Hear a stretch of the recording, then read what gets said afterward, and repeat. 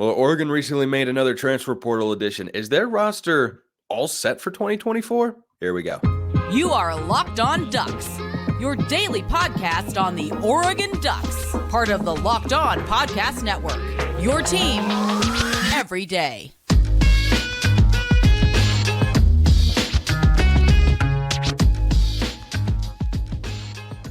Yes, it is that time once again for Locked On Ducks. I'm your host, Spencer McLaughlin. Thank you so much for making this your first listen or your first view of the day. Part of the Locked On Podcast Network, your team every day, and your number one source to stay up to date with the Ducks. If you have not already, please like, comment, subscribe, rate, and review wherever you listen to or watch this show. We're almost to 5,000 subs on YouTube, I believe. Just like Ted Lasso, I believe in believe. And I also believe, in fact, I know that today's episode is brought to you by LinkedIn. These days, every new potential hire can feel like a high-stakes wager for your small business. That is why LinkedIn Jobs helps find the right people for your team faster and for free. Post your job for free at linkedin.com/lockedoncollege. Terms and conditions do apply. And we're talking recruiting today. LinkedIn is our recruiting sponsor here at the network, and I've got my guy, Max Torres. He is at M Torres Sports, host of the Ducks Dish podcast, covers Oregon for Fan Nation at Sports Illustrated. Max, we've had a lot of moves in the transfer portal this offseason. We'll get to the lone, really the only outstanding potential high school recruit for Oregon's 2024 class. Do you feel like the roster is set with the addition of Kam Alexander from UTSA, the defensive back who we're also going to talk about on today's show? Is there any glaring hole that you feel still could be filled with a portal addition? I don't know if I would say a glaring hole, but certainly some areas that could still be bolstered, buffered out a little bit, strengthened. That was definitely a really good addition that I'm excited to talk about on today's episode with you, Spencer. But I think some of the other areas that kind of come to mind for me is the interior of the defensive line. Given all the veterans that the Ducks are losing, I think that would certainly be an area that you'd love to add another guy at if you're Oregon, looking at the roster for next year. But also, I don't think it's maybe as big of a need as some might think, just kind of off the top of their head. You have to keep in mind that the Ducks recruited this position incredibly well, both of the last two recruiting cycles, that's 2023 and 2024.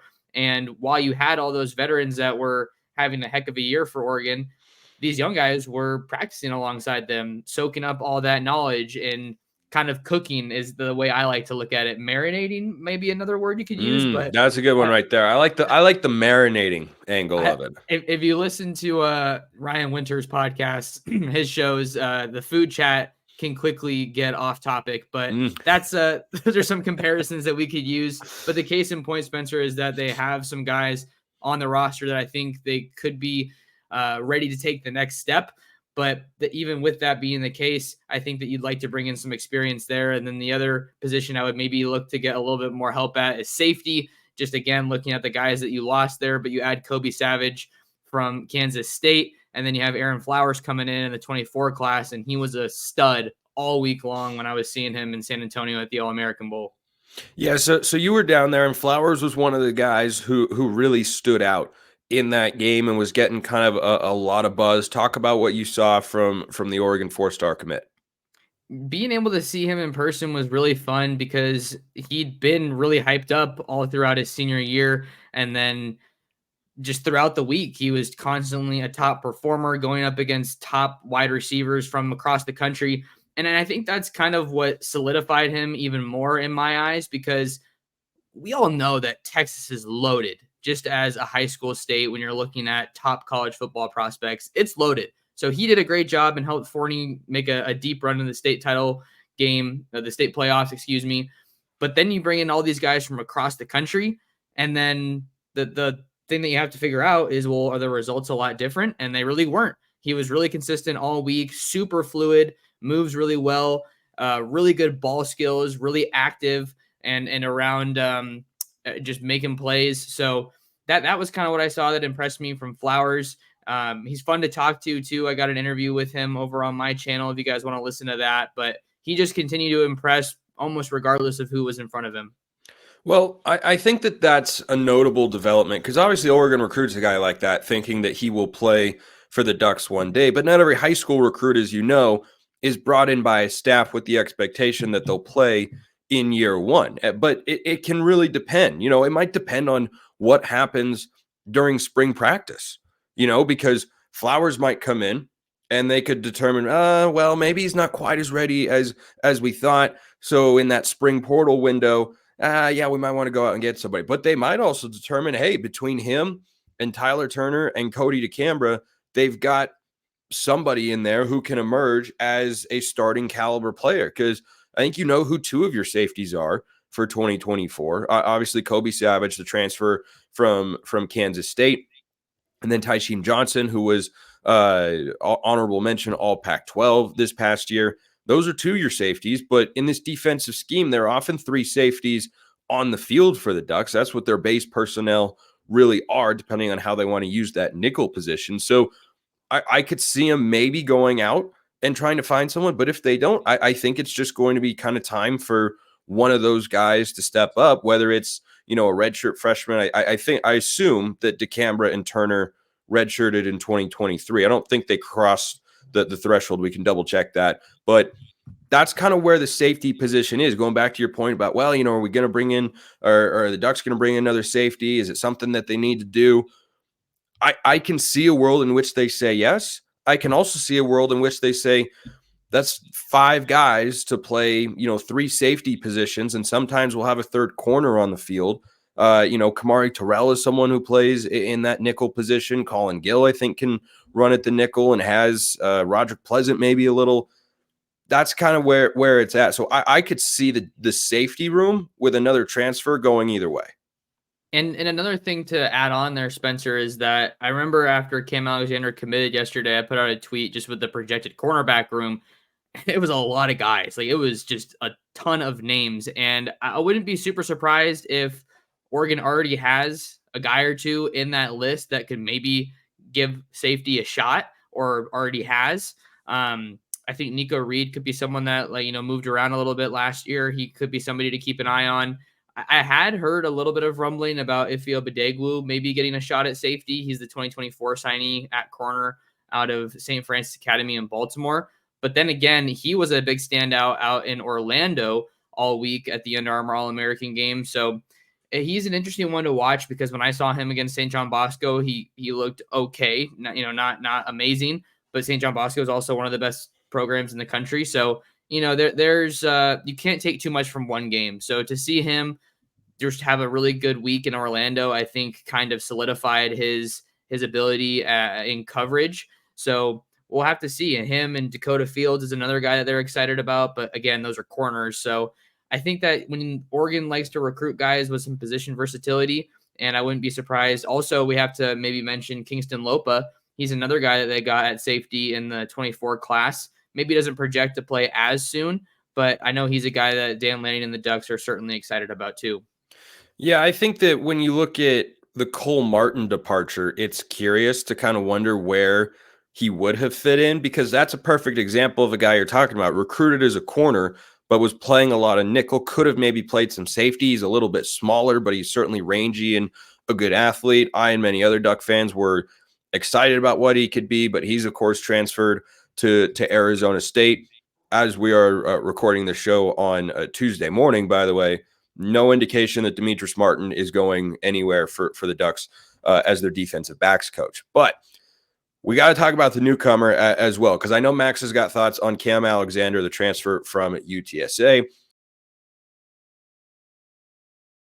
Just like I've got thoughts on LinkedIn, why you should go check them out. At the start of the new year, every small business owner is asking themselves the exact same question. What's the one move I can make that'll take my business to the next level in 2024? LinkedIn Jobs knows that your success all depends on the team you surround yourself with. That's why LinkedIn Jobs has created the tools to find the right professionals for your team faster and for free. LinkedIn isn't just another job board. It's a vast network of more than 1 billion professionals, which makes it the number one best place to hire. Hiring is easy when you have that many quality candidates. So easy, in fact, that 86% of small businesses get a qualified candidate within 24 hours. With LinkedIn, the process is intuitive, quick, and easy. Post your job for free at linkedin.com/lockedoncollege. That's linkedin.com/lockedoncollege to post your job for free. Terms and conditions do apply.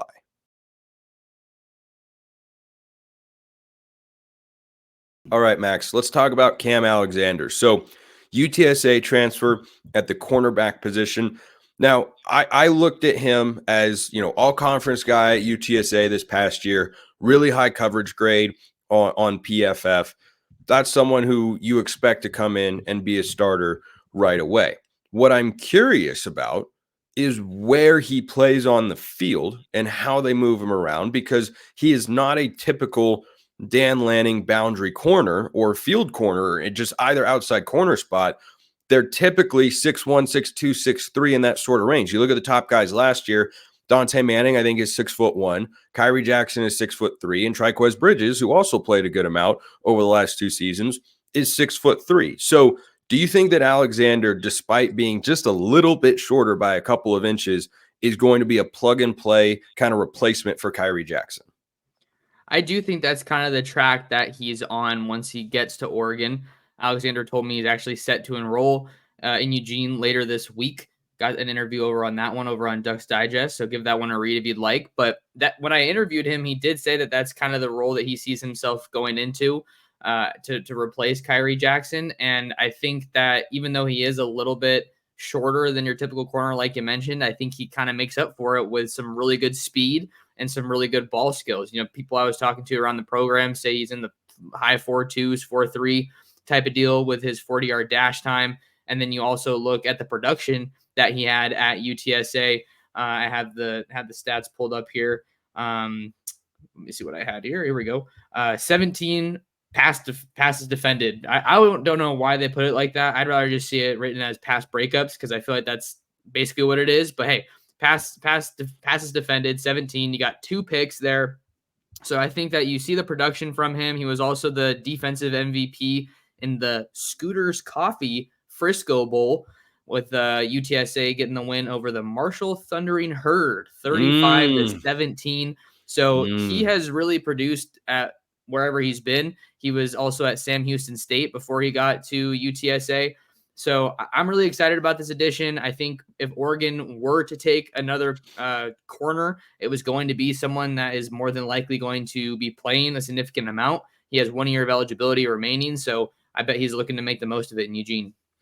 Yeah, I think he's someone who comes in and, look, I don't know if he can beat Kyrie Jackson because they're different players, but he certainly is a highly capable cover guy. And when you lose someone of Jackson's caliber, I think that is what you need from Oregon's standpoint. So let's talk about the secondary depth and kind of the impact of this particular move, because I look at what the secondary was this year, and they're bringing back, as you hinted at, a lot of names in the cornerback room. Now, the safety position is much thinner, right? You lose Brian Addison, Damon David, who are depth pieces, in addition to losing Steve Stevens and Evan Williams, who are out of eligibility. So 4 of the top, probably 6 guys at the safety spot from a year ago out of the room.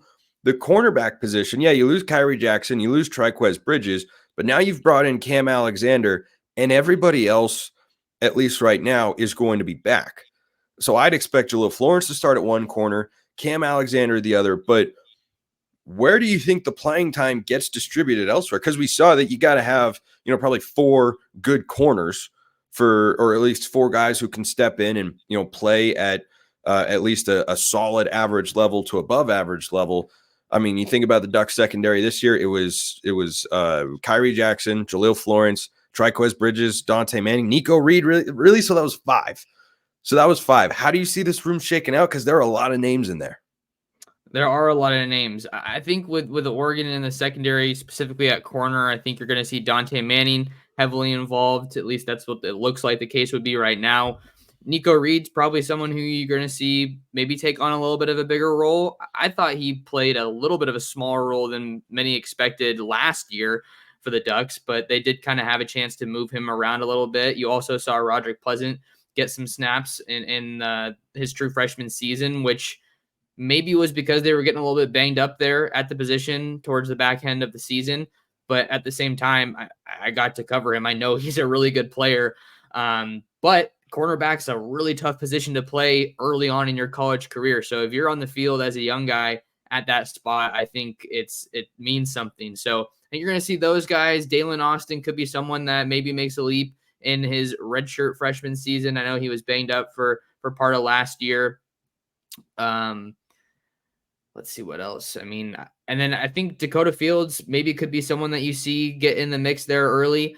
Not saying that he's necessarily going to start by any means, but I think that he is someone who could really benefit from getting to Eugene early. He's one of numerous early enrollees. I mean, the numbers of early enrollees in this class, Spencer, are bananas, and that is really, really good for Oregon. So I feel like that was a little bit of a long-winded answer, but hopefully I covered what you were looking for. Yeah, I mean, I think that what we're laying out here for everybody to understand is that there's not going to be another addition at the cornerback spot. They're going to let these guys battle it out and let the cream rise to the top, because you've got on one side, Kam Alexander, and maybe he's backed up by Dante Manning. On the other side, you've got Jalil Florence, probably backed up by Nico Reed or Dalen Austin.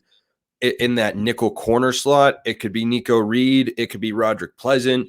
You've also got Kamari Terrell, you've got Colin Gill, you've got Solomon Davis, you've got Ife Obadegwu, the freshman, coming in. Like, there are a lot of defensive backs. I feel like the depth at both cornerback and receiver on the roster is just really, really high, and there are no depth concerns, and they almost feel like you could survive, though you certainly wouldn't want a couple of injuries and not have a significant drop-off, because there are just so many bodies at those two particular spots. And I think that's true for a lot of Oregon's roster.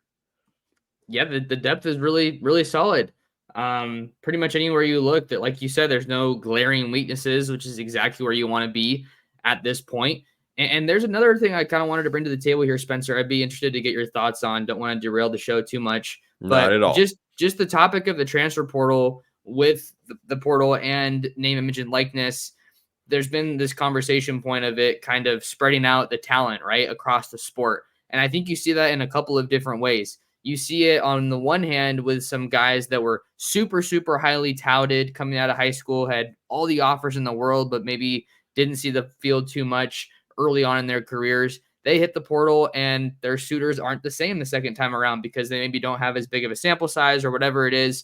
And then they end up going to maybe a smaller school or not a prestigious national title contender, right? So you have that aspect of things, but then you also have something like Kam Alexander, right? He was playing maybe not the biggest time football at Sam Houston State and UTSA, but he's getting identified as someone that can contribute at Oregon. So you see the kind of diamond in a rough type of a deal, right? Or even look at Noah Whittington out at Western Kentucky. A little bit of a different story because he was with Carlos Laughlin, but somewhat smaller schools, and they're getting a shot at the highest level. So I think that could be something that we see here with Kam Alexander, just being a guy that could really take his game to a new level and find a great spot in Eugene.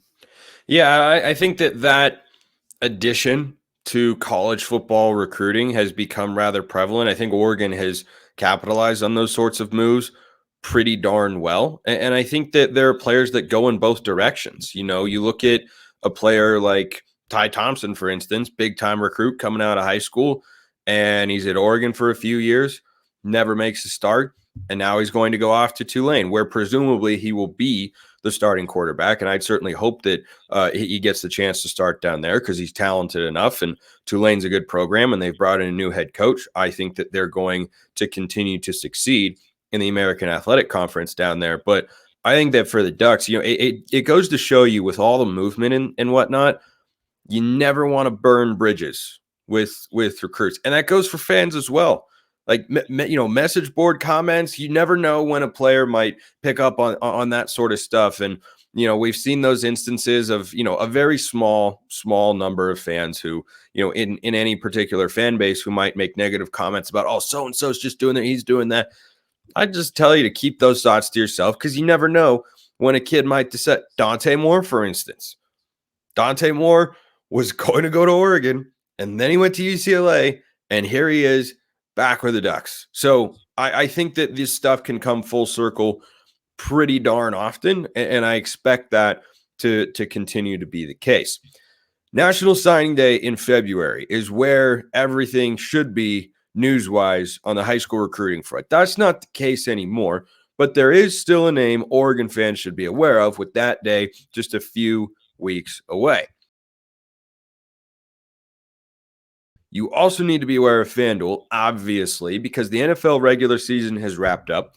College football is over, which makes me sad deep into my heart, but there's still time to get in on the action with FanDuel, America's #1 sportsbook. Right now, new customers get $150 in bonus bets guaranteed when you place a $5 bet. You don't have to win the bet. It's win or lose. You place a $5 bet, you get $150 in bonus bets. The app on FanDuel is super easy to use, and there are so many different ways to bet. They've got live same game parlays. You can find bets in the new Explore tab. You can make a parlay in the Parlay Hub, which is the best place to find popular parlays. You can do all that and so much more. Visit FanDuel.com/lockedon and make your first bet a layup. FanDuel, official partner of the NFL. All right, Max. So February used to be the big signing day for no reason that I can actually figure out that makes any reasonable, logical sense. Some genius decided that, hey, why don't we put signing day in the middle of bowl season? You know what? Let's actually put it right before bowl season so that when your regular season ends, coaches have to simultaneously deal with a transfer portal window, high school recruiting, and bowl game preparation. Let's do that just because whoever this individual is clearly has a personal vendetta against college football coaches. There's no other reason to it. But there is another signing day that is coming up in early February. Max, being the recruiting guru that he is, I'm sure he knows that date off the top of his head. Max? February 1st. February 1st. Look at him go. I really hope that's right. He said with the utmost confidence. You just got to sometimes, say what your gut says with a lot of confidence, and then hope the comment section doesn't come to fact check you. Because I got to tell you, comment section, that's a hub of fact checking right there. Well, I Googled it and it said February 7th, so I got to correct myself. All right. Well, yeah, Max, you know what? We appreciate the effort, though. Early February. And yes, Oregon's 2024 recruiting class, much like the rosters we were talking about, mostly set. There's one name still out there. It's Gatlin Bair. He's a wide receiver, which after getting Jeremiah McLaughlin and Ryan Pelham to flip from Ohio State and USC respectively, I would not imagine is what you describe as a need for Oregon. But in the transfer portal era, you also can never have too many talented kids at a particular position because you never know when they'll leave. And oftentimes they do. So you told me a story before we hopped on to record about Gatlin Bair and kind of where his head is at. So where is his head at, and where does Oregon stand? Gatlin Bair is one of the craziest recruitments I feel like we've come across in quite a while. He's down to a final two. You got Oregon and Michigan. That's been very clear. He came out to Eugene to visit for the USC game, and then that weekend, Andy Avalos was fired, and then he kind of let things ride a little bit, kind of see what happens. But he ended up decommitting from Boise State. So I got to check in with Gatlin out in San Antonio. And I mean, before we get into any of the specifics with all this, I just want to say he is an awesome kid. Really, really good kid. Really enjoyed the interview. I didn't really know what I was going to get because I feel like he didn't do very many interviews. So that was why he was one of the guys I was the most excited to talk to out in San Antonio. And just, maybe I'll post that full interview on my YouTube channel. We'll see. I already wrote the interview, but just so people can kind of, hear him and see what he has to say. But long story short, you got Oregon and Michigan, and he had nothing but good things to say about both schools, as you typically see in recruitment. And I think that he is absolutely a luxury for Oregon at this point, should they be able to land him. But right now he's looking to sign with his school of choice during that traditional or late signing day in February before he heads out onto his mission, 2-year mission trip. So wouldn't get there until 2026, I think it would be. But the really interesting thing with that interview, Spencer, I left it pretty open, but I just said, hey, so what's the story with you in Michigan? And then he told me that, he loves Michigan. They do a great job of developing players at pretty much every position. But the question mark right now is kind of what's going on with Coach Harbaugh. And then he said, quote, regardless of what happens with Coach Harbaugh, Coach Moore has done a phenomenal job when he stepped in and coached. And then he said that he doesn't want to speculate on kind of what's going on. But he said, from what Coach Harbaugh says, I don't think he wants to leave. But he's just going to go based off of what he told him.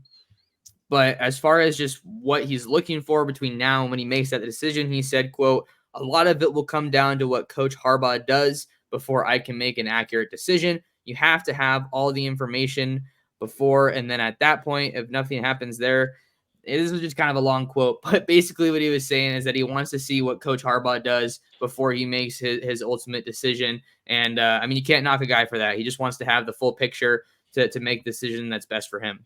So I did not know that he is someone who's going to take a 2-year mission and wouldn't be on campus for a couple of years. He's a 2024 high school recruit, but if he's going to take his mission right out of high school, then this makes a lot more sense, because I was thinking about it in terms of, where he'd fit into the receiver room. And you've already got Dylan Gresham and Jeremiah McClellan and Ryan Pelham and Jack Ressler is the other wide receiver in Oregon's 2024 class. And you got Jurion Dickey and Kyler Casper on in the depth chart, and the receiver room looks pretty loaded for next season. We didn't even talk about Evan Stewart today much. Actually, this is the first time we've mentioned him. So by much, I mean not at all. He's a former, I believe, 5-star recruit, went to Texas A&M, and Oregon has been tied to him for quite a while now. Why don't we close right there? Because Bair, would certainly make sense to get if he actually is going to be a guy for a couple of years down the line. But Evan Stewart's been a target for the Ducks. I've heard rumblings and whatnot, but nothing substantial. Any update on where the Ducks stand with the former Aggie? Yeah, so Stewart was on campus recently for his first visit as one of the top prospects in the transfer portal. I believe he's the number 1 receiver available. Nothing too specific on my end, Spencer, but I can say that I did hear that it was looking pretty good at one point throughout the weekend, and then kind of coming out of the weekend, I was hearing that it seemed like things had cooled a little bit. So it's kind of a TBD there, I think.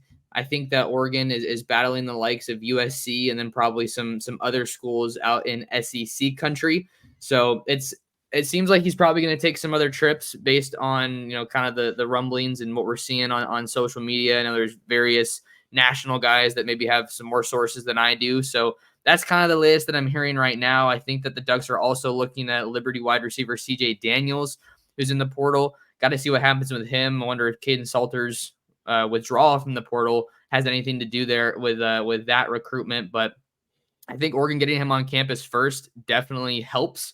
I think with a guy that's that highly coveted, when you can get that first visit, it certainly strengthens your case. But as we also saw with another former Aggie, they got Walter Nolan on campus first and were able to land him. So I think there's a lot of other things kind of going on with this recruitment. It's not a very black and white one. But we'll just have to see what happens in this recruitment and continue to follow where Evan Stewart takes his trips. Those are the names that Oregon's looking at right now. I think everything else, as we discussed, is looking pretty darn solid across the board. Just about every position group, you go 2 or 3 deep, and you can project that depth chart. Won't say easily, because you never know. I mean, who had Poncho as one of the top playing offensive linemen for the Ducks in 2023? I know that I certainly did not, but that's why you play spring practice. That's why you play the games. That's why you go through all this sort of stuff, and we'll continue to cover that, of course, all offseason long. Max Torres came on for some recruiting talk today, because that's what he does over the Ducks Dish podcast, and he covers Oregon for Fan Nation and Sports Illustrated. Max, always a fantastic time. Thanks, man. Thanks for having me on, Spencer. Appreciate everyone listening. I will see you next time. Have a wonderful rest of your day. And as always, go Ducks.